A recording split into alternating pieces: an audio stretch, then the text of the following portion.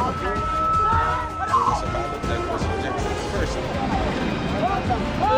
mula sa GMA Network Center, ito ang 24 Oras. Magandang gabi po, Luzon, Visayas at Mindanao. Arestado ang 6 na pulis Maynila dahil sa sunod-sunod na pang-hold up sa lungsod ng Makati. Ang mga suspect hindi lang umano tumatangay ng pera at gamit, kundi nanakit din ng mga biktima.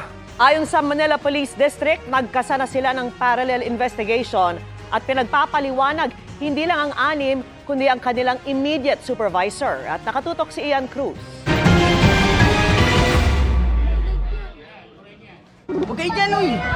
Ito ang kuha sa puntong inaaresto ng Makati City Police ang 6 na pulis Maynila sa panulukan ng Arsonvel at Marconi Streets sa barangay San Isidro sa Makati kagabi.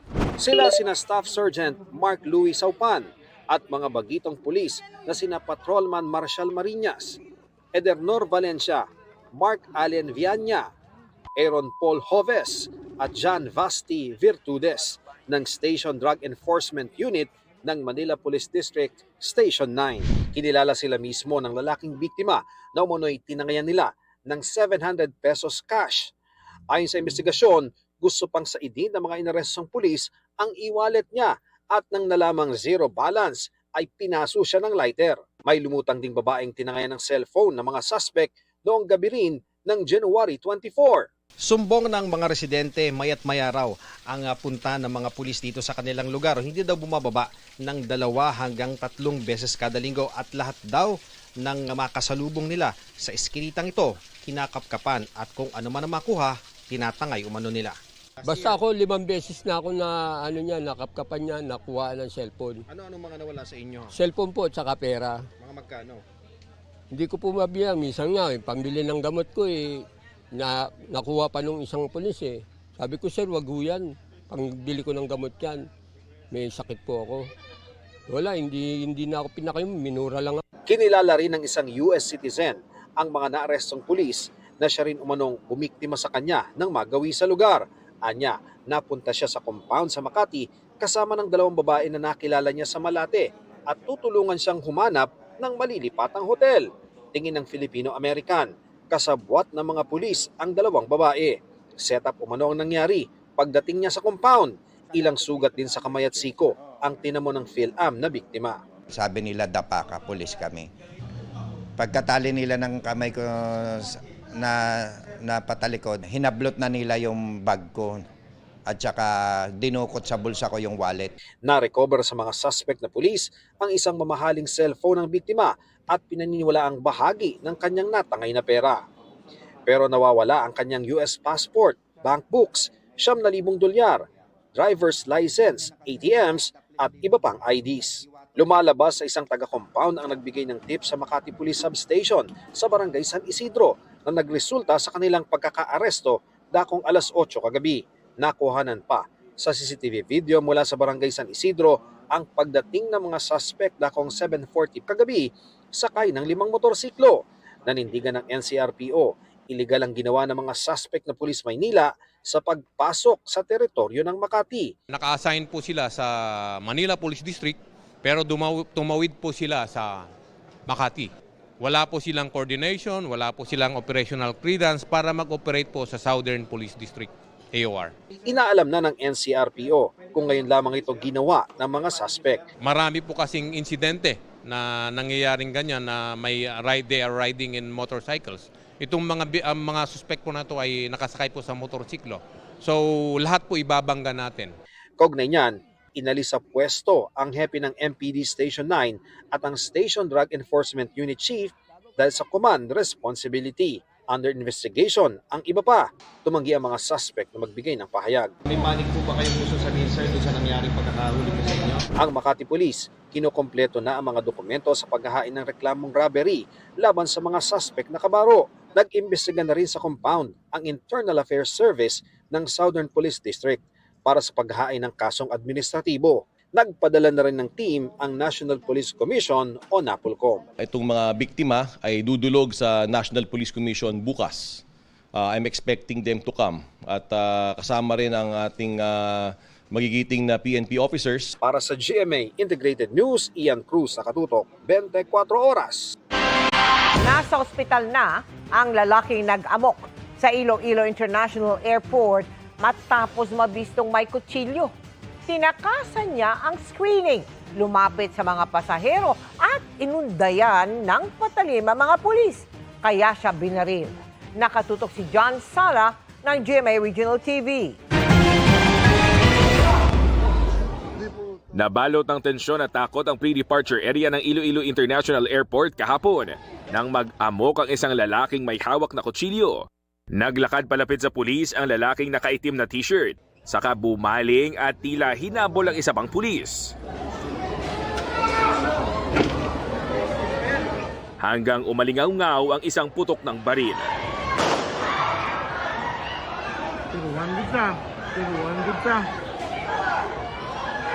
Sa isa pang video, makikita naman ang pag-aresto sa lalaki. Ayon sa Iloilo Police Provincial Office, na-detect sa x-ray ng paliparan ng patalim sa bag ng sospek. Nang i-inspeksyonin na sa screening area, tumakas daw ang sospek bit-bit ang kanyang bag at saka inilabas ang patalim. He was instructed to peacefully give the said bladed weapon.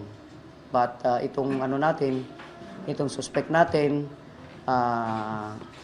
naglakad palayo papunta sa mga passengers. Nung i-attempt na kunin ng ating kapulisan, inundayan na itong pulis natin several times, prompting the aviation police to draw his firearm and shot once yung kanyang shoulder.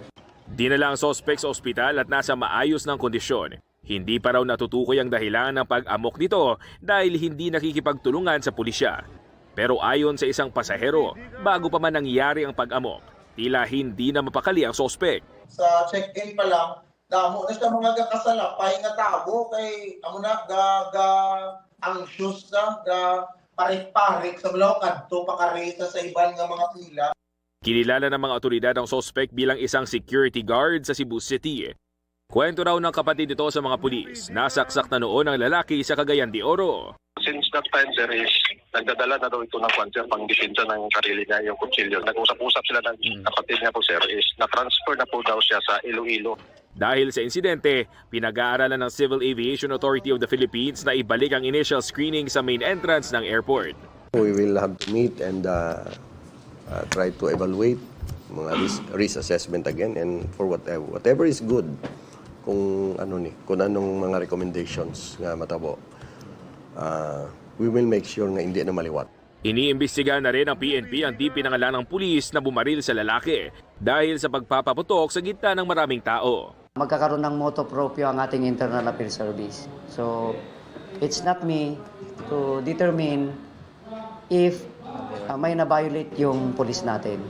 Mula sa GMA Regional TV at GMA Integrated News, John Sala. Nakatutok 24 oras.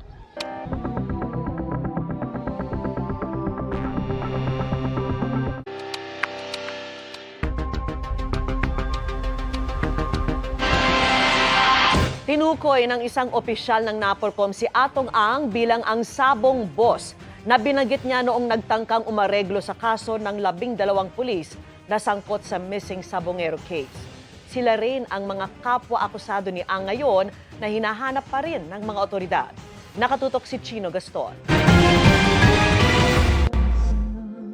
2 beses umanong tinangkang aregluhin ang kaso ng 12 pulis na isinasangkot sa missing Sabongeros case habang iniimbestigan sila ng NAPOLCOM simula Hulyo ng nakaraang taon. Ayon kay NAPOLCOM Vice Chairman Rafael Vicente Calinisan, unang nagtangka ang negosyanteng si Atong Ang at agad nasundan ng tangkarin ng isang local chief executive. Itong si Atong Ang, pangalanan na natin, ay tumawag sa isang taong sobrang very close sa akin.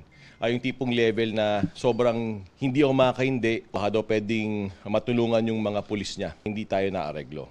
Nang mangyari yan noon, ay sinabi na ni Calinisan sa publiko na isang sabong boss at local chief executive ang sumubok na makialam sa kaso. Pero ngayon lang niya yan pinangalanan dahil tapos na ang investigasyon ng NAPOLCOM sa 12 pulis.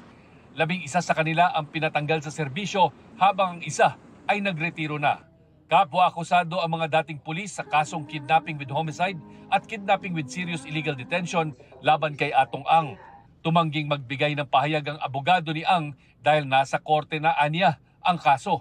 Habang si Ang bigong mahanap sa 18 ari-arian niya o inuugnay sa kanya 20 araw mula ng unang isyuhan ng arrest warrant. Ayon sa Department of Interior and Local Government, nagpadala na ito ng tauhan sa Cambodia kung nasaan umano si Ang, ayon sa dati niyang security officer at ngayon whistleblower na si Dondon Patidongan. This world is getting smaller. Palit ng palit yan. Kung nasa Cambodia yan, may extradition tayo. Dahil chairman ng ASEAN ngayon ang Pangulong Marcos at dito rin gagawin ang ASEAN Summit, umasa si Remulla na lalong mapapabilis ang coordination meeting sa Cambodia para mahuli at maibalik sa bansa ang nagtatagong negosyante. Para sa GMA Integrated News, Chino Gaston nakatutok, 24 oras. Pareho ang expiration date ng kanseladong Philippine passport ni Zaldico sa expiration ng passport na isinumite para sa notaryong nilagdaan niya sa Sweden noong January 15. Portuguese passport niya, ipapa-red flag na sa Interpol. Nakatutok si Joseph Morong. Ikinagulat ni Interior Secretary John Vic Remulla na nasa Stockholm, Sweden noong January 15 si dating Congressman Zaldico na unang iniulat kahapon ng GMA Integrated News. Ang ilang beses kasi niyang inuulit-ulit nasa Lisbon, Portugal at gumagamit ng foreign passport. Pero noong January 15, nasa Stockholm sa Sweden si Ko, batay sa apostilo notaryo sa Sweden na eksklusibong nakuha ng GMA Integrated News kahapon. Sabi sa apostille certificate, personal na humarap si Ko at pinirmahan nito para legal na kilalanin sa Pilipinas ang petisyon niya sa Korte Suprema na nilagdaan sa ibang bansa. Nagulat nga ako kasi naman yung lugar nila, gated community, madali tumakas rin doon kung tatago ka sa kotse. Ang EU kasi, borderless. Okay. So, hindi mo kailangan ng passport para umikot. So, kung nakarating man siya sa Sweden, this is probably a 2-day drive kung pupunta siya ron o a day and a half by train. Ayon kay Remulla, Portuguese passport ang ginamit ni Ko. Pero sa dokumentong kalakip ng apostil, nakalagay na ginamit ni Ko ang passport niya ng expiration ay February 22, 2032. Kapareho ng expiration date sa kanyang Philippine passport na kanselado na noong December 2025. Tinatanong pa namin si Remulla tungkol dito. Kinumpirma ng abogado ni Ko na si Attorney Rui Rondain na naghain sila ng petisyon sa Korte Suprema pero hindi pa ito tumutugon sa tanong kung nasaan ba si Ko. Diyan pa rin siya sa Europe. But which particular country we don't know? Right now, we don't know. He should be back in Portugal already. Okay. Kasi ang may bahay lang siya sa Champs-Élysées sa France. Okay. Kung nakapunta ka na ba doon? Isang side doon, meron siyang 5-story, 20-room building. Meron siya sa Sotogrande, Spain. Meron siya sa south of France. Tapos meron siya sa Portugal. Ayon kay DILG Secretary John Vic Remulla, ang utos ng Pangulo ibalik sa bansa si dating Congressman Zaldico at maaaring gobyerno sa gobyerno ang mag-usap para rito. Aminado si Secretary Remulla maraming challenges sa paghahanap kay Ko na idineklara ng fugitive from law. Bukod sa maraming panggastos na pera, maraming ari-arian si Ko. Kaya nung nagpasabi raw si Ko na gusto ng dialogo sa gobyerno, may kondisyon daw. Ang dami pera kasi. Basta ganun kadami yung pera mo, movement is much easier. So, ang naka-amlak ngayon ng assets siya dito. Pero we have set a precondition na kung gusto nyo mag-usap, mag-restitute muna siya ng $1 billion papunta sa Philippine government so we can solve housing problem here. Kasi ninako niya sa tao yan dapat ibalik natin sa tao.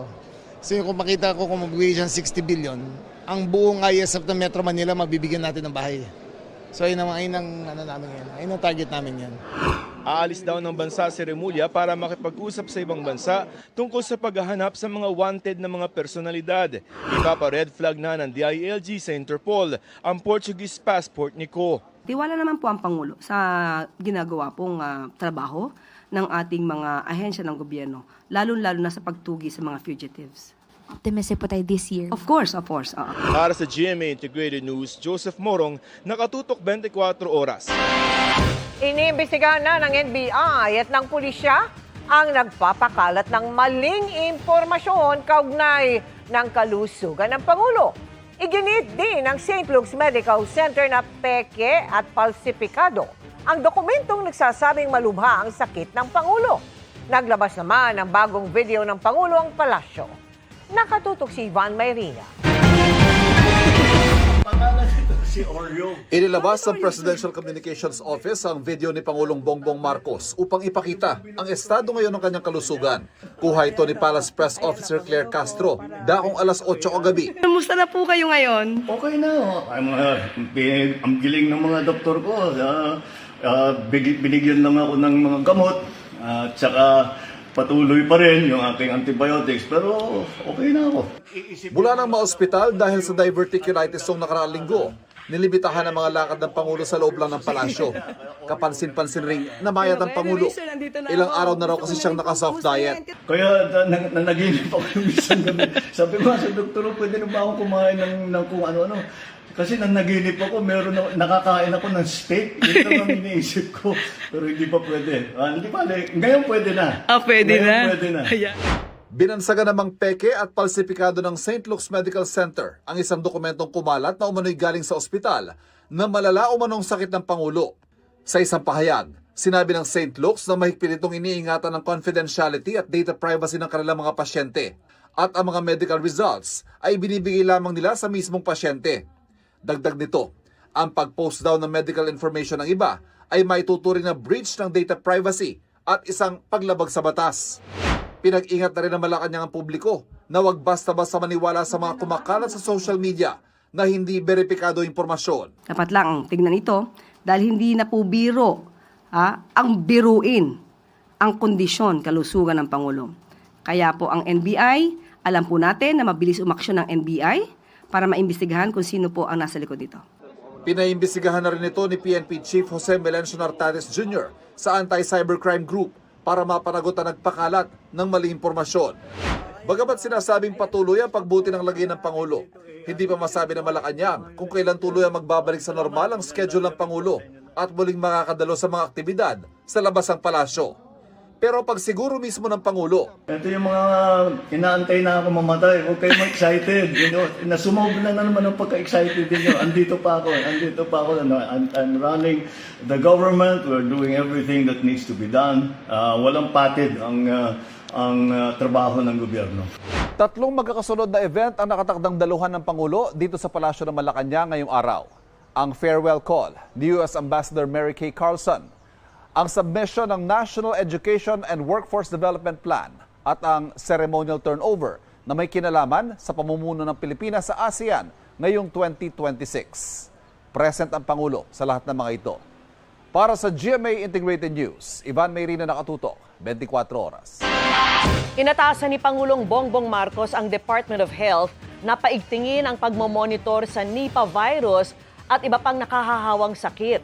Ayon sa Malacanang, inaayon na ng DOH ang health protocols nito sa mga pinakabagong update ng World Health Organization o WHO.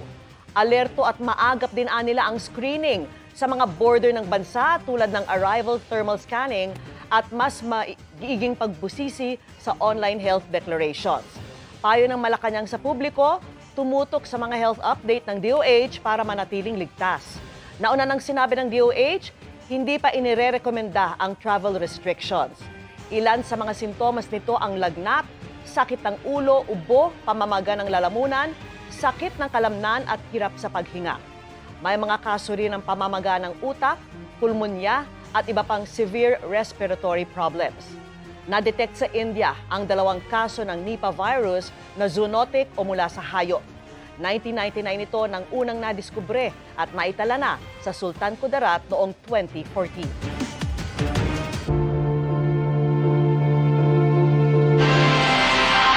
Mismong kapitan ng isang barangay sa Nauhan, Oriental Mindoro ang nakakita umano sa pagputol ng mga sheet pile sa umano'y substandard na flood control project sa lugar. Nakatutok si Maki Pulido. Nadiin ng construction company na SunWest sa pagsalang ng kapitan ng Barangay Tagumpay, Nauhan Oriental, Mindoro, kung saan itinayo ang di umano'y substandard na 292 million peso flood control project. Sa pagtatanong ng mga mahistrado ng Sandigan Bayan 6th Division, sinabi ni Barangay Chairman Nestor Asi na nakita niya mismong pinutol sa kalahati ng mga construction worker ang 6 meters na steel sheet pile. Ang pinutol na 3 meters na sheet pile, ang sabi niya ay binaon para sa itinayong road dike.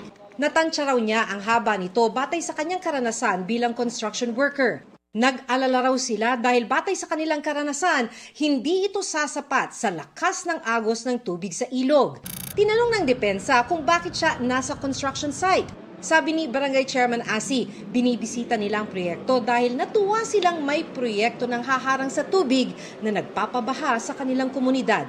Sigurado raw ang kapitan na SunWest ang construction company dahil ito lang ang gumagawa sa kanilang lugar. Nabanggit din niyang nakausap niya ang foreman ng SunWest. Para mas maging malinaw kung bakit binaha pa rin kahit may naitayo ng proyekto, inutos ng mga mahistrado na ipalabas sa TV ng korte ang video ng proyektong kuha ng DPWH Mimaropa. Una raw gumuho ang isang bahagi ng road dike noong December 2024, inayos daw ng SunWest pero pagkatapos lang ng 2 buwan, muli umano itong nasira. Sa kasong ito ng malversation, kapwa-akusado ng mga taga-DPWH Mimaropa ang pinaghahanap pa rin si dating Congressman Zaldico at mga opisyal ng kumpanyang itinatag niya na SunWest Inc. Para sa GMA Integrated News, Maki Pulido, nakatutok, 24 oras. Good evening mga kapuso! Living the dream si Tom Rodriguez na talagang ini-enjoy ang pagganap bilang si Gargan sa Encantadia Chronicles Sangre. At extra special nga raw ang serye para kay Tom dahil minsan na niya naisama sa set ang kanyang #1 fan. Ichichika yan ni Nelson Canlas. Dumating na ang pinakamadilim na yugto ng Encantadia. Dahil ang 4 na brilyante, makukuha na ni Gargan. Feel na feel nga ni Tom Rodriguez ang pagganap bilang Gargan sa kapuso telepantasya na Encantadia Chronicles Sangre. Avisala, Nelson. Teka, tamo na. As sarap. Lagi may kilig factor whether yung mga Kambaldiwa, yung New Gen Sangres, OG Sangre. Every time I get to have scenes with them, lagi may kilig factor. So it's cool. Kasi before, viewer ako nung 2016, ngayon I get to be part of the lore somewhat. I feel blessed. I get to na trabahong matatawag. Yeah, na kahit sa costume ni Gargan may kilig factor na wow, trabaho to. Meanwhile nung junior high kami or kahit nung nasa teatro ako, lalaro kami ng Dungeons and Dragons, mga board games. Hindi kami bayad sa ganun pero dito bayad ako to role play to embody another character. That's a blessing. Spoiler alert! Aalis na raw sila sa mundo ng mga tao para ituloy ang puksaan ng mga sangre laban sa mga kampon ni Gargan. Andito pa kami sa mundo ng mga tao pero susugod na kami sa Encantadia. Maghahasi ka na ng sa aking pinakamumuhiang lupain. Ikinwento ni Tom na malapit sa kanyang puso ang Encantadia Chronicles Sangre dahil maging ang kanyang baby na si Corbin. Napapanood daw siya sa telebisyon at minsan na rin niyang isinama ito sa set. May isa kaming taping na fight scene lang namin ni Bianca. So I asked if I could have my family see it para they get a glimpse of what I do. Nakita niya ako for the first time in person, usually sa FaceTime lang. And hindi siya takot at all. So it was a cool experience. Nelson Canlas, updated sa Showbiz Happenings. 11 bangkay ang lumutang malapit sa lugar kung saan lumubog ang MV Tricia Kirsten Free sa Basilan. Lagpas na yan sa opisyal na bilang ng nawawala kaya patuloy ang pagpalag ng ilang nawawala umano pa ang kaanak sa insidente sa pahayag ng PCG na wala ng missing pasahero. Mula sa Zamboanga City, nakatutok live si Jonathan Landao. Jonathan? Mel, umakyat na ngayon sa 29 ang kumpirmadong patay dahil po sa paglubog ng Roro na MV Tricia Kirsten 3 sa Basilan. Yan ay matapos ma-recover kayo ng umaga yung 11 bangkay na basta na lang lumutang sa dagat. Pero yung mismong barkong lumubog, hindi pa rin po nakikita. Biglang may naglutangang mga bangkay sa dagat malapit sa Balok-Balok Island ng Basilan kaninang umaga, 2 araw matapos lumubog ang MV Tricia Kirsten 3. Hindi na maayos ang kondisyon ng ilan sa mga bangkay. May maliit na bangkay na tila bata. Meron ding nakapang coverall o yung sinusuot ng crew ng barko. Ayon sa Philippine Coast Guard, 11 bangkay ang narecover sa dagat. Lampas sa opisyal na bilang nila ng nawawala na 10. Kasing 10 is we are basing doon sa aming yung passenger manifest na provided sa amin ng Allison Shipping. Ibig sabihin, there is a possibility na merong sumakay na hindi kasama sa manifest.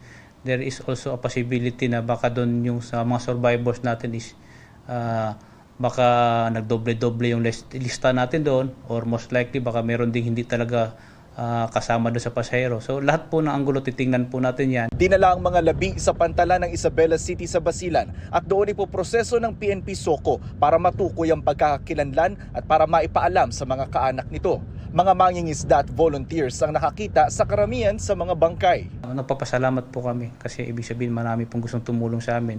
Hindi po kaya ni Coast Guard lahat ito. Although nandyan yung mga assets namin, pero it's not enough para nahalughugin talaga. Sabi nung una ng PCG, batay sa hawak nilang manifesto, walang pasahero sa 10 nawawala na puro tripulante ng barko, kapitan at tauhan ng PCG. Pero pumapalag dyan ang mga kaanak ng mga nawawala pa ring pasahero na nagtipon kanina sa Zamboanga City, bit-bit ang larawan ng mga nawawala nilang kaanak. Oo, naintindihan namin at 10 lang yung dumarating sa kanila, pero at the same time sana makinig sila sa mga tao, sa public, na more or less 60 pa yung missing. Baka mamaya pag nahanap nila yung 10, di nahanapin ng iba dahil yung nakalagay doon sa missing personnel 10 lang. Paano naman kaming kamag-anak? Ilabas nyo yung kailangan namin ng hustisya. Hustisya yung kailangan namin. Ang Allison dapat, concern sila. Nandito yung mga pamilya ng mga missing person. Representative na dapat pupunta dito. Panawagan ng kaanak ng mga nawawala, bilisan ang paghahanap at dagdagan pa ang mga rescuer. Yung Coast Guard isa lang. Kaya ang lawak ng dagat, dapat madami silang dinideploy ng mga boats, speedboats.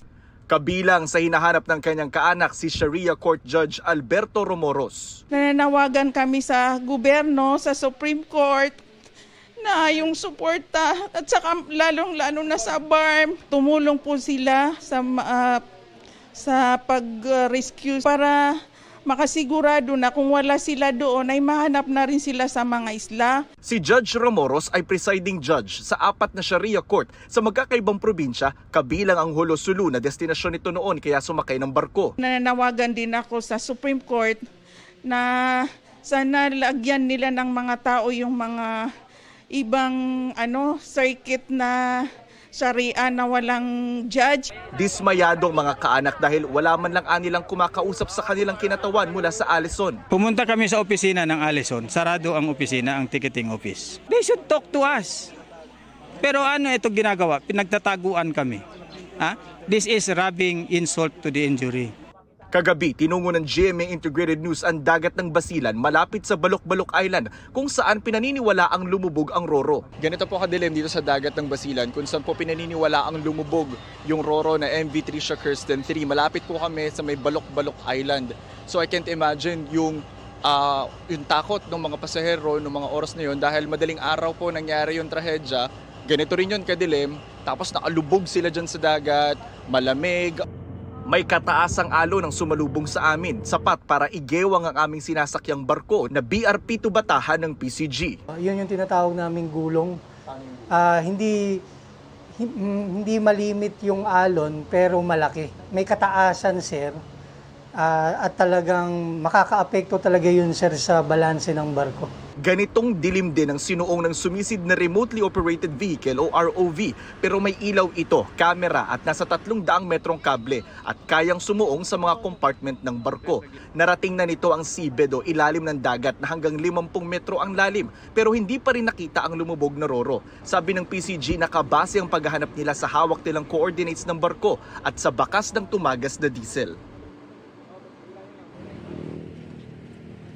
Mel, sabi ng grupo ng mga nawawala ng kaanak lagpas sa 50 yung mga hindi pa rin daw nakikita na pasahero ng lumubog na barko. Ang sabi naman ng PCG, hindi muna raw sila maglalabas ngayon ng bilang ng mga missing. Pero tinitiyak daw ng Philippine Coast Guard sa mga kaanak ng mga nawawala, hindi sila titigil sa paghahanap hanggat hindi nasusuyod yung loob ng lumubog na barko.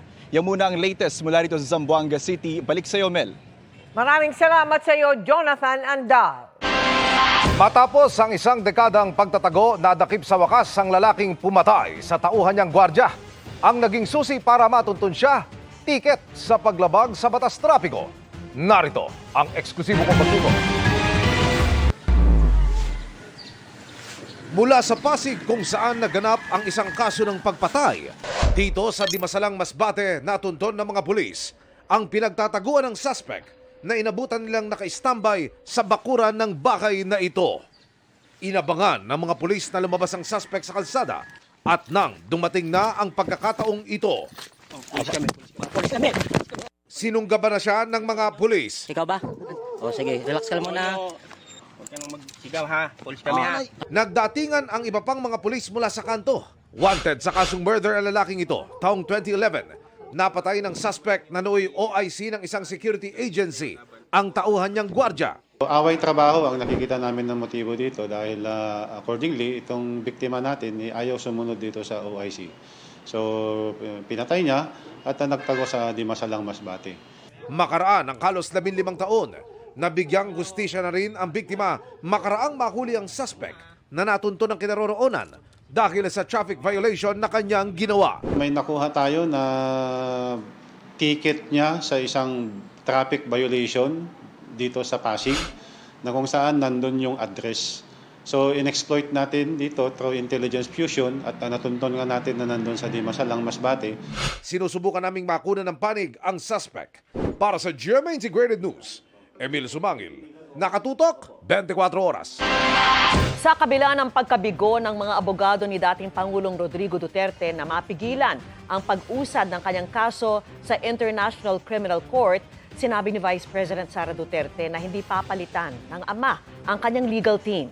Ipinarating ng dating Pangulo sa bise ang kanyang desisyon nang magkausap sila sa The Hague.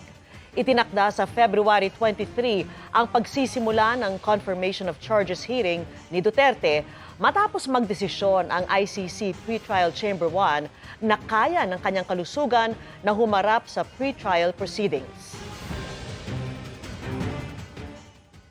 Tinanong ko si dating Pangulong Rodrigo Duterte, sabi ko, gusto mo ba palitan at hindi ka ba satisfied?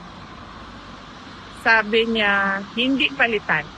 Pero meron siyang mga instructions na ibinigay kabahin sa legal team. So, hindi ko nasabihin kung ano yung mga instructions dahil ano naman na yun, hindi na mahalaga. Yes.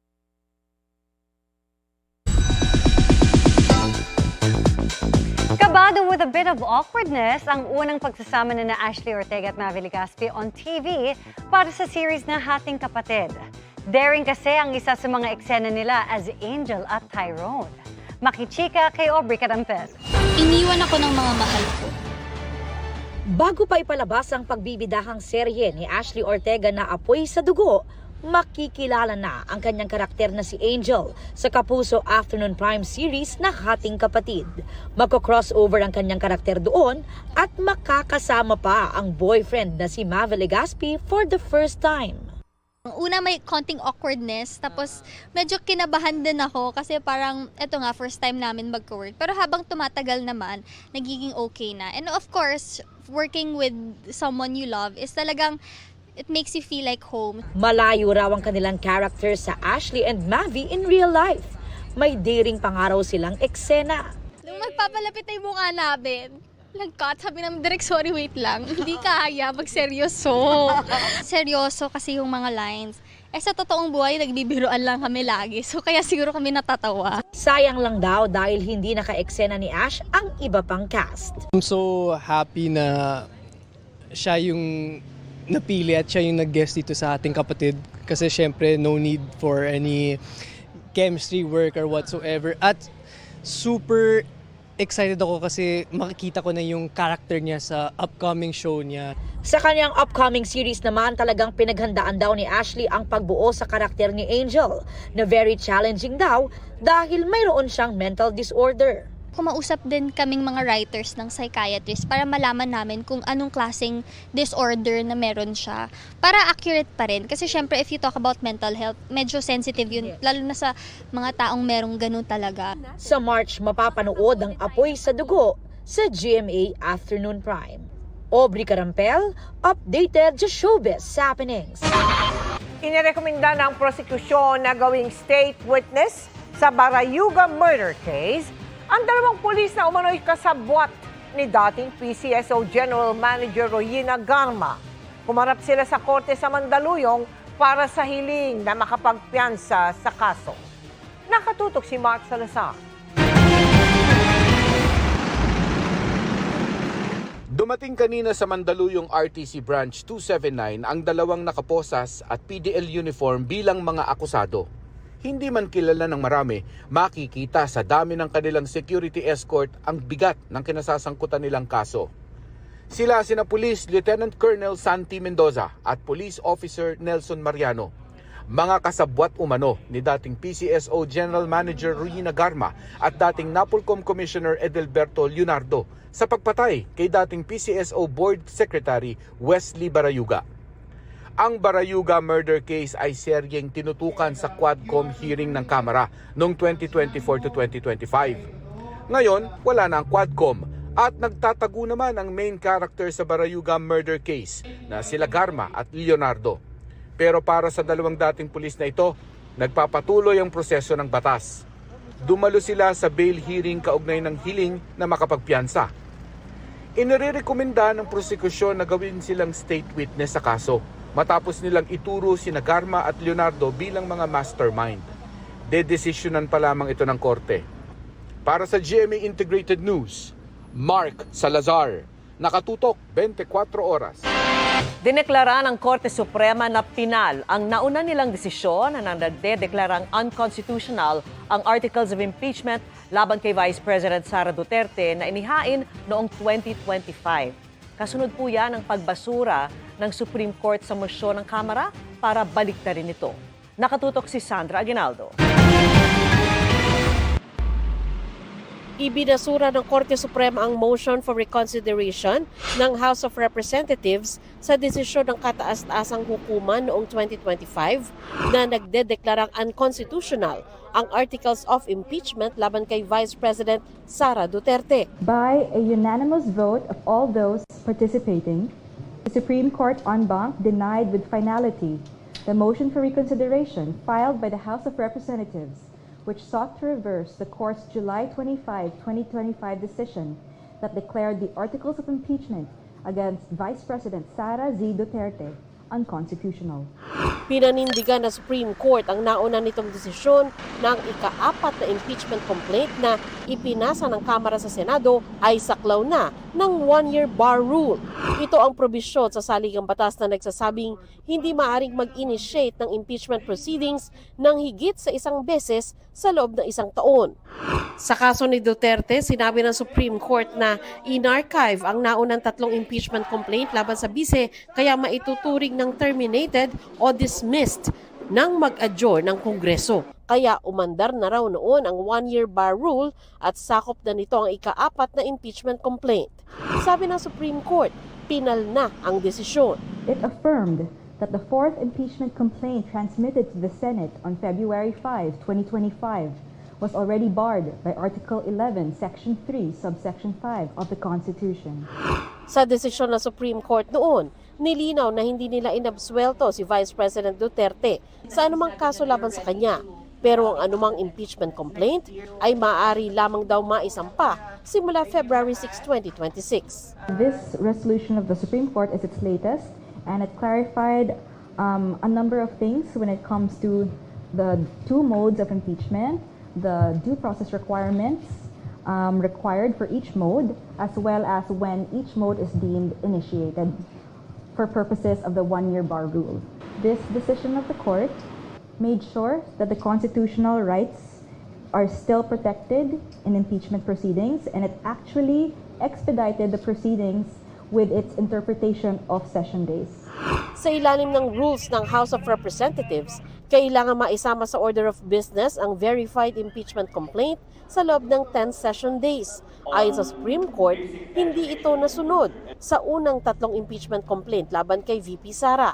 Paliwanag ng Supreme Court, ang 10 session days na tinutukoy ay yung ordinaryong calendar days na nakasesyon ang Kongreso.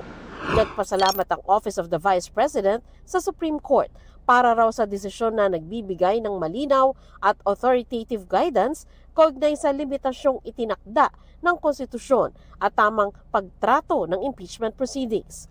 Susunod naman daw ang House Committee on Justice sa desisyon ng Korte Suprema. If ever there will be a second impeachment complaint against the VP, we will have to follow the rules provided in the decision of the Supreme Court.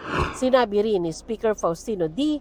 na kinikilala ng House of Representatives ang desisyon ng Korte Suprema. Para sa GMA Integrated News, Sandra Aguinaldo, nakatutok 24 oras. Mga kapuso, patuloy ang paglamig ng panahon sa maraming lugar dahil pa rin sa malakas na ihip ng amihan, gaya sa Quezon City, kung saan bumagsak sa 19.2 degrees Celsius ang temperatura kaninang 6:17 ng umaga. Ayon sa Pag-asa, ito na ang pinakamababang naitala sa Metro Manila ngayong amihan season. Kapareho ito ng naitala rin kanina sa Sinait, Ilocos Sur. Pero mas malamig pa rin sa matataas na lugar gaya ng Baguio City na nakapagtala ng 12.4 degrees Celsius at La Trinidad, Benguet na may 13.2 degrees Celsius. 18 degrees Celsius naman sa Basco, Batanes at 18.2 degrees Celsius sa Tanay, Rizal. Ayon sa Pag-asa, posibleng mas lumamig pa ang panahon dahil magpapatuloy ang peak ng amihan. Kasabay rin ito ang shear line na posibleng magpaulan din sa ilang panig ng bansa. Base sa datos ng Metro Weather, may tsansa ng ulan sa umaga sa Cagayan, Isabela, Aurora, Caraga at Sulu, Archipelago. Sa hapon, posible pa rin ang kalat-kalat na ulan sa Northern at Central Luzon at Mindoro Provinces. Paghandaan din ang maulang panahon sa Samar at Leyte Provinces, ilang bahagi ng Negros Island Region, Panay Island, Caraga at Davao Region. Mataas ang banta ng baha o landslide dahil sa matitinding ulan. May mga kalat-kalat na ulan din sa Soxargen. Posible rin ang parandaliang ulan sa ilang bahagi ng Metro Manila. Ihahambing sa DNA ng pinatay na babaeng pulis ang bakas ng dugo na natagpuan sa bahay ng ahente sa bentahan ng sasakyan. Hinahanap pa rin ang anak ng biktima na kasama niya nang sila'y mawala. Nakatutok si Marisol Abduraman. Exclusive. Kung sino man ang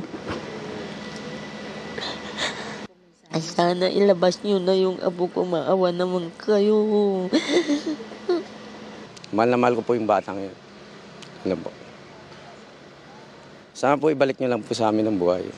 Nagmamakaawa na ang mga kaanak ni Police Senior Master Sergeant Diane Marimol Lenido na nawala pero kalaunin natagpo ang patay sa tama ng bala. Kasama niya kasi nang mawala ang 8 taong gulang nilang anak na lalaki na si John Ismael na hindi pa rin natatagpuan. Hirap pagluksa ang mga kaanak, lalo't nag-aalala pa para sa bata. Andyan na yung anak ko, nakita ko na ito lang apo ko. Mabait, makulit. Tsaka magalang na apo yan, ma'am. Baka hawak niyo pa po si Maing or nakikita niyo si Maing. Pakibalik na lang po sa amin. Kuha ang litratong ito ni Ismael noong January 16, huling araw na nakita siya at ang ina na buhay pa at magbebenta umano ng sasakyan. May mga tinitinang anggulo na ang pulisya. Dahil po sa nagkaroon ng transaction, maaring tinitignan din po natin yung anggulo na maaring involvement po dahil po ito sa pera. When he left the house of the agent, may hawak siyang magkanong pera. Base po sa report is 400,000. Itinuturing ng person of interest ng Special Investigating Task Group ang agent sa bentahan ng sasakyan na kung tutusin ay hindi naman iba sa biktima. Inaanak po ng victim sa kasal itong agent po. Yung trust po is nandun since kakilala po ni victim itong si agent po. So yun po, siya po yung naging middleman dun sa transaction po niya nung pagbebenta ng sasakyan po nila. Okay. Hindi siya mahanap pero kahapon, sa bisa ng search warrant, ay pinasok ng mga otoridad ang kanyang bahay sa Quezon City kung saan huling nakitang buhay ang pulis. Meron umanong nakitang blood traces sa bahay ng nasabing agent. For confirmatory pa po yun kung ito po ba ay human blood. Ima-match po sa DNA po ng victim. Hindi naman masabi pa sa ngayon kung anong baril ang ginamit sa biktima dahil walang nakuhang basyo ng bala. As per initial autopsy report po, isang tama lang po siya sa may taas po ng tenga, bandang kaliwa, and tumagos po dito sa collarbone. Ang asawa naman ng biktima na hindi na niya kinakasama ngayon, naiintindihan bilang pulis kung bakit kasama siya sa iniimbestigahan. Kasi dati kong asawa, may mga bagay na hindi namin napagkakaunawaan. Naawa ako dun sa sinapit niya. Hindi na naman deserve yung ganung Although, yun nga, may mga di kami pagkakaintindihan. So, ina pa rin siya ng mga anak ko. Patuloy na umaasa at nagdarasal ang pamilya ng pinatay na pulis na buhay na makakauwi sa kanila ang 8 taong gulang na anak nito na hanggang ngayon ay nawawala pa rin. Para sa GMA Integrated News, Marisol Abduraman, nakatuto 24 oras. A night to remember ang sweet and fire experience na hatid ng Kapuso Stars sa kauna-unahang Pag-gay Festival sa Pangasinan. May report si Jasmine Gabriel Galvan ng GMA Regional TV. Ika nga, memorable ang lahat ng first time. Patunay dyan ang sayang hatid ng First Pag-gay Festival 2026 na bahagi ng kapistahan ng bayan ng Malasiki, Pangasinan. Pagpupugay ito sa mga magsasaka at pagay na salitang Pangasinan na ang ibig sabihin ay palay, ang pangunahing produkto ng bayan. Nagkaroon ng street dancing competition. Dagdag saya pang hatid ng cast ng GMA's upcoming serye na Apoy sa Dugo at ilang Kapuso artists sa GMA Regional TV Kapuso Fiesta. Nang harana si Derek Monasterio, kasama si El Villanueva at Ashley Ortega. Sana nag-enjoy kayo. Lahat naman ng ginagawa namin para sa inyo, para mapasaya kayo. Maraming salamat po sa pagsuporta at pagpunta po dito sa show namin at sa pagtangkilik sa mga GMA shows. Medyo matagal na rin ako bago nakabalik ng Pangasinan, so it's good to be back and it's good to celebrate this festival with everyone. Nakisaya rin sina Vince Marestela, Bryce Eusebio, Kapuso singers Chloe Redondo at Anthony Rosaldo, pati sina Pipita Curtis, Tonya at Fonzie. Sa Kapuso Spotlight Sangguniang Kabataan Night, fiery performances ang baon ng cast members ng BG ng Bayan na sina Ali Alday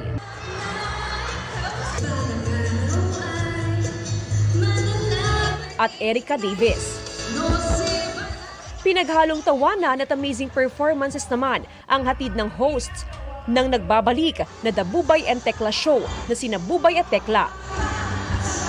At para makumpleto ang fiesta experience ng ating Kapuso artists, hindi nila pinalagpas sa tikman ang ilang kakanin na gawa sa bigas. Ano yan, Gemma? Ito naman puto. Oh, di ba? Puto bigas. Puto bigas. Happy Pag-gay Festival mga Kapuso! Mula sa GMA Regional TV at GMA Integrated News, Jasmine Gabriel Galvan, nakatutok 24 oras. Kinumpirma ni Senate President Pro Tempore Ping Lacson na papalitan na si Senadora Amy Marcos bilang chairperson ng Senate Committee on Foreign Relations. Ayon kay Lacson, papalit kay Marcos bilang chairman ng komite si Senador Erwin Tulfo, habang ibibigay naman kay Marcos ang chairmanship ng Committee on Constitutional Amendments and Revision of Codes na pinamumunuan ngayon ni Senador Kiko Pangilinan. Ayon kay Lacson, naabisuhan na si Marcos kaugnay rito at tatalakayin ito sa plenary session ng Senado sa susunod na linggo. Paliwanag ni Lacson, tulad ng Blue Ribbon Committee, mahalagang komitean niya ang Foreign Relations na karaniwang nakareserba para sa majority bloc. Si Marcos ay kasapi ng minority bloc. Nahuli cam kung paano nakaligtas ang isang driver sa pagguho ng lupa sa dinadaanan niya sa isang minahan sa Indonesia.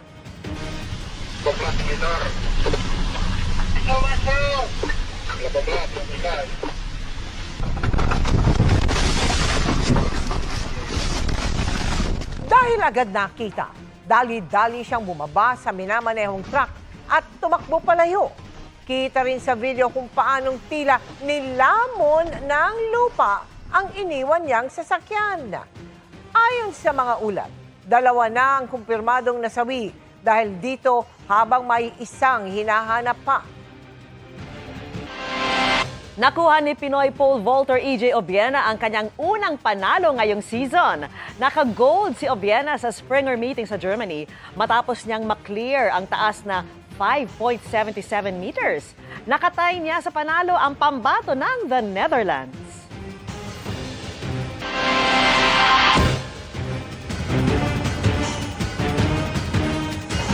Sisilipin na ng NBI ang CCTV footage sa condo unit ni Rian Ramos at Michelle D. Kasunod ng aligasyong pambubugbog sa driver at personal assistant ni Ramos. Ang abogado ni Ramos at D. tinawag na untruthful at physically impossible ang aligasyon. Kinwestiyon din nila ang mga paratang dahil wala naman daw umanong bakas ng bugbog at sugat ang nagreklamong driver. Nakatutok si John Consulta. So these allegations are very, very untruthful and false, physically impossible and incredible. Sa panayam ng GMA Integrated News, mariing pinabulaanan ng kampo ni Rian Ramos at Michelle D. ang mga aligasyon ni alias Totoy. Ang bintang kahapon ni alias Totoy na driver at personal assistant ni Ramos, ginulpi umano siya ng 3 araw ng mga bodyguard ni D at Ramos matapos umano siyang pagbintangan na kinuha ang isang angpaw na naglalaman ng mga sensitibong larawan. Pati raw si D, Ramos at kaibigan nilang beauty queen na si Samantha Panlilio kasama sa mga nanakit umano sa kanya sa kondo ni D at Ramos sa Makati. Pero sabi ng abogado ni Ramos at D, bakit daw sa mga mugshot ng arestuin siya noong January 19 dahil sa reklamong qualified theft, walang bakas ng bugbog o mga sugat. Wala rin daw nakasaad na binugbog siya sa kanyang provisional medical certificate noong siya'y arestuhin. During inquest investigation, pinapamedical ang mga arrested persons. So, kung meron mang mauling and bruises and injury that were present during the time of arrest dun sa inquest investigation, dapat nakita na yon sa medical. And the medical would show na walang nakitang signs of any injury and bruises on January 19. Yun yung hindi namin matanggap kasi dahil wala talagang ganong insidente. May napansin din daw sila nang magpa-interview si alias Totoy sa media kahapon. You could see how he showed his body to the media yesterday. Wala siyang injury sa katawan. For 3 days mauling, that would be out of human nature and natural course of things na ganon kalinis yung katawan mo. Tapos wala siyang injury sa mata, 'di ba? Wala siyang injury sa face. Malabo rin daw ang aligasyong kasama sa gumulpi si D dahil nasa Iloilo raw ito noong January 17 para sa isang event. This is not true because as early as January 17, wala sa Metro Manila si Michelle. Nasa Iloilo siya. And records would show that. We have copies of her plane tickets as well as yung mga posts ng sa Iloilo because she was there for Miss Iloilo for the Dinagyang Festival. There are a lot of posts from other people also who can attest that she was there the whole day of January 17. Kasama sa mga nagpapatunay na nasa Iloilo si D, ang fashion designer na si Jojo Bragais na kasama raw ni D noon. Pero ang sabi ni alias Totoy, tapos habang ko binubugbog ni Michelle, may narinig pa ako na na nagtawag kanya na ma'am, malapit na flight mo, mag-6 na. Ang sabi niya, kaya pa naman. Tapos yun, mamaya-maya umalis siya. Pagbalik niya, may bitbit na siya, maliit na bag. Nakabihis na siya tapos may nagdala na ng malita niya palabas. Sana lang they will not be judged outright. Kasi syempre, may accusation against them. Under investigation pa po yung complaint sheet na i-final sa NBI. Hindi pa po yun criminal complaint. So let the NBI investigate about it. Tingnan po natin ang magiging findings. Ang abogado ni Sam Panlilio, sinabing kinakalap pa nila ang lahat ng facts at mga pahayag bago makapagbigay ng pahayag. Si alias Totoy naman bumalik sa NBI para magbigay ng dagdag na detalye sa kanyang reklamo. Sabi niya ngayon, matapos daw ang pambubugbog sa kanya, nagpunta pa raw sa kanilang bahay sa Northern Samar ang ilang tauhan ni D. Nabahala na ako sir yung nalaman ko na pumunta yung dalawang babae sa isang lalaki. Yung pagdating doon, agad, nalugog yung bahay ko. Tapos, kinuha ang cellphone ng asawa ko. Tapos yung mga anak ko, pinecturean niya isa-isa. Pero sabi ng abogado nila pinuntahan lang ang bahay nila dahil tinawagan sila ng asawa ni alias Totoy. It's the wife of alias Totoy or the driver of Rian na tumawag talaga kay Michelle at nagsabi pa nga na ang mga items na hinahanap niya ay nasa asawa niya. Pumunta yung mga staff ni Michelle to get those items to the wife kasi nga ibibigay ng wife kasi nasa kanya daw. So kumbaga parang nagsumbong talaga yung wife sa kanya na andito yung hinahanap mo. Nagulat nga daw siya bakit may mga ganon dun sa asawa niya. She confronted the driver of Rian about it. Siyempre, constrained na rin yung driver na sabihin na ako talaga po ang kumuha at akala ko po kasi ay may lamang pera yung ampaw na yun. Nagpalabas naman ng pahayag ang Makati Police na makikipagtulungan sila sa NBI sa gagawing investigasyon tungkol sa akusasyon ni alias Totoy ng pananakit ng 2 nilang tauhan habang ito'y nasa kanilang kustodiya. Kinakailangan i-verify natin yung katotohanan sa mga allegations na to at gagawin natin ito by number 1, interviewing witnesses. We will have to go to the place where the incident happened, doon sa binabanggit niyang kondo. Kung pwede tayong makakuha ng records ng report kung meron man. Considering na nangyari ito several days pa, tatanungin natin yung expert opinion ng doktor kung pwede bang mag-heal yung mga injuries nito. And all of this have been completed para naman meron na tayong may harap doon sa ating mga respondents, magpapadala po tayo ng subpoena. Hihilingin ng NBI na makuha ang mga CCTV ng condo unit, pati na ang CCTV ng Makati Police para matukoy ang katotohanan. Para sa GMA Integrated News, John Consulta, nakatutok 24 oras. Sa gitna ng palitan ng patutsada ng Pilipinas at China, ng hamon ng Chinese Embassy na ideklara ng Pilipinas na persona non grata o paalisin ang kanilang ambassador. May paalala ang Department of Foreign Affairs tungkol dito. Nakatutok si Mariz Umali. Ang World War o palitan ng patutsada ng Chinese Embassy at mga opisyal ng Pilipinas umabot na sa usaping pagdedeklarang persona non grata kay Chinese Embassy Deputy Spokesperson Gu Wei.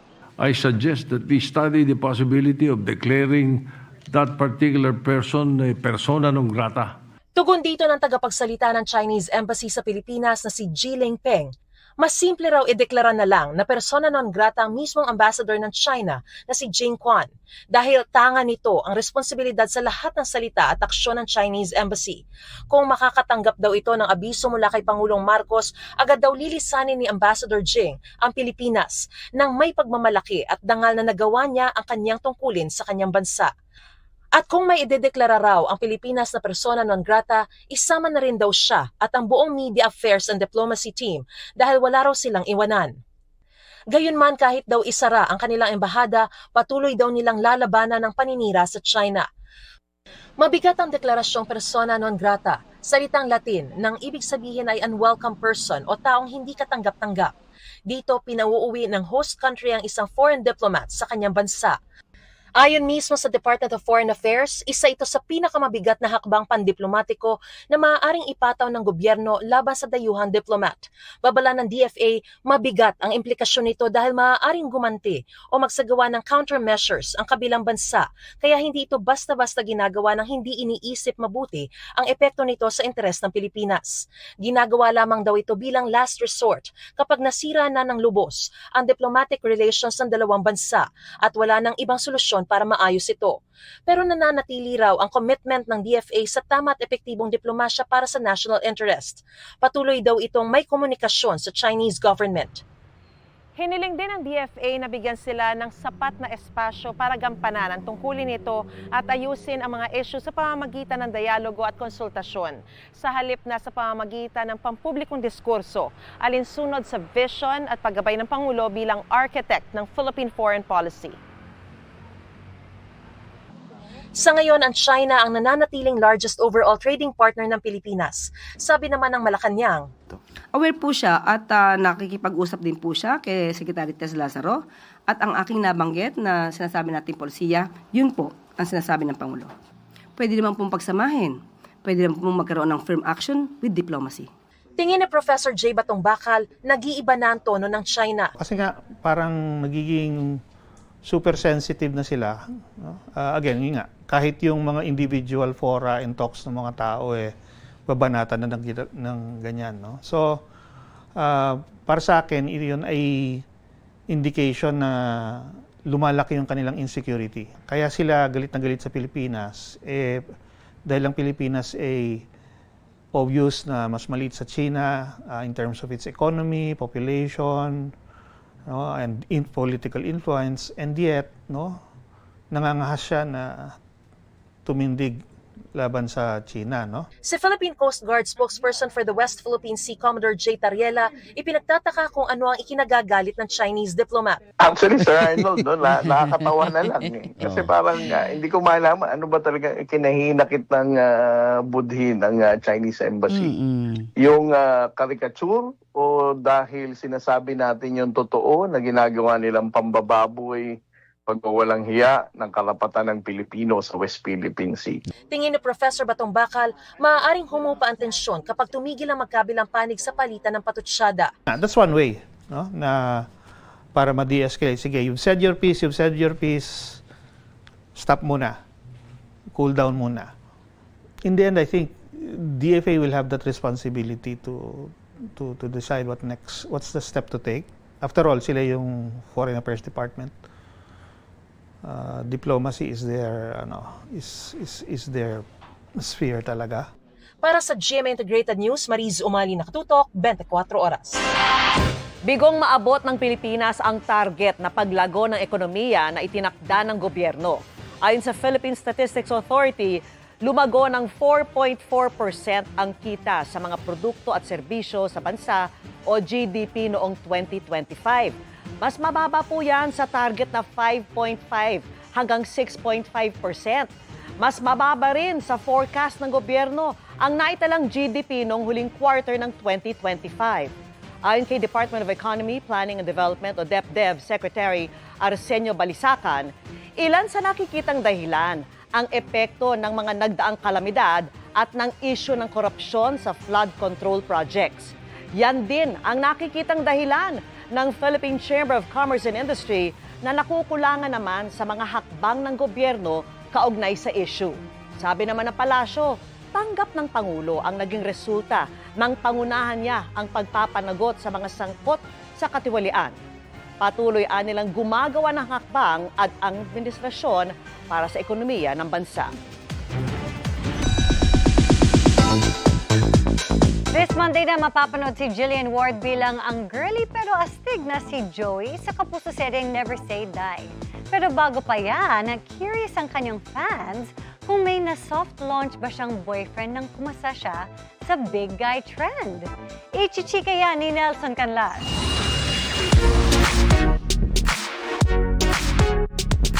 Ilang araw na lang turning 21 na si Jillian Ward at marami raw siyang natutunan sa nakaraang taon.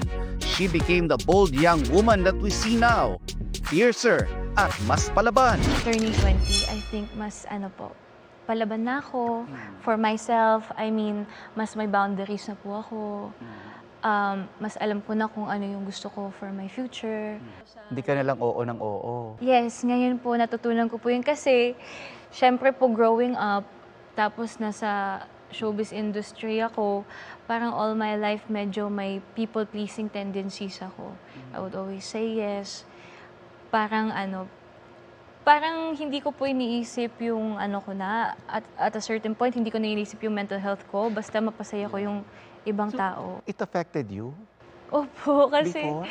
sobrang people pleaser ako nung younger ako. Pero sobrang sensitive ko din. So parang kahit pagalitan ako or kahit parang opinions nila about me, parang tinatanggap ko na lang parate, ganun. So this year natutunan ko po na, no, this is me. This is my truth. Natutunan daw niyang maging matatag at gamitin ito para ma-empower ang iba pang dumaraan sa katulad na sitwasyon. Actually po, parang test talaga yun ni God for me. And after that, dun ko po na-realize na Matapang ka talaga. yeah, Kaya parang mo talaga. paglalaban ko talaga po yung family ko and my truth. Mas may mga pinaglalaban na po ako sa life ngayon. And I want to use my voice for something bigger. Not just to entertain people, but to open up their eyes, inspire them, especially young women. Kasi ako po, di ba, parang ang daming fake rumors about me and other young girls din po sa industry natin. I think it's time to speak up na rin po eh. Yan daw ang similarities nila ng kanyang role bilang Joey sa upcoming Kapuso Primetime series na Never Say Die, Girly with a Touch of Astig. Anong natutunan mong malaking bagay dito sa Never Say Die while portraying Joey? Na sobrang importante pong maging matapang, to be brave, and this show po kasi sobrang yung script, yung creatives po, sobrang naging courageous po sila. Kasi hindi po to simpleng storya. It's about our country, how some people with power could abuse the power that they have. And marami pa po talagang messages tong storya namin. Kaya masasabi ko po sobrang brave po ng GMA for creating a show like this. Kung matapang ka nga, Jill, pag-usapan natin ang ikinakikilig ng fans na mystery guy na si Big Guy. Siya na ba ang ka-Valentines mo o may iba pa? Lilinawin lang natin, ito bang si Okay. Big Guy, boyfriend mo na ba to? No. Ay, hindi pa. Nanliligaw. Ala, sobrang hot seat po kayo.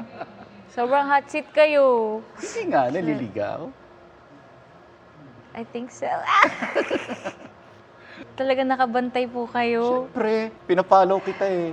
Oh my. Baka kasi mahulaan niyo po kung sino pag sinabi ko. Oh, sige. Iba ba to kay Big Guy o yung mga... Actually, hindi lang naman isa nagpapadala ng flowers Well, sa'yo. yes. Well, syempre nagpadala po si Big Guy. At may And iba pa? Maybe. May iba pa. Hindi, feeling ko din po kasi parang this year, medyo natatanggap naman na din po ng mga tao na nagdadalaga na ako. So medyo mas nasistress na po si Mama. Nelson Canlas updated sa Showbiz Happening. And that's my chika this Thursday night. Ako po si Iya Arellano, Miss Mel, Miss Vicky Emil. Thank you, Iya. Salamat sa iyo, Iya. Thanks, Iya. At yan ang mga balita ngayong Huwebes. Ako po si Mel Tiangco. Ako naman po si Vicky Morales para sa mas malaking misyon. Para sa mas malawak na paglilingkod sa bayan, ako po si Emil Sumangil. Mula sa GMA Integrated News, ang News Authority ng Pilipino. Nakatuto kami 24 oras.